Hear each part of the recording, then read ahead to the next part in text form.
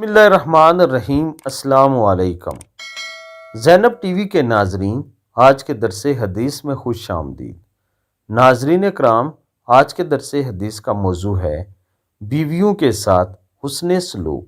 رسول اللہ صلی اللہ علیہ وآلہ وسلم نے ارشاد فرمایا، تم میں بہترین لوگ وہ ہیں جو اپنی بیویوں کے ساتھ اچھا سلوک کرتے ہیں۔ ترمذی شریف۔ ناظرین اکرام، مفہوم حدیث یہ ہے کہ نبی اکرم صلی اللہ علیہ وآلہ وسلم نے کسی شادی شدہ شخص کے بارے میں اس کی اچھائی یہ بیان کی ہے کہ وہ سب سے اچھا شخص وہ ہے جو سب سے پہلے اپنی بیوی کے ساتھ حسن سلوک کے ساتھ پیش آئے۔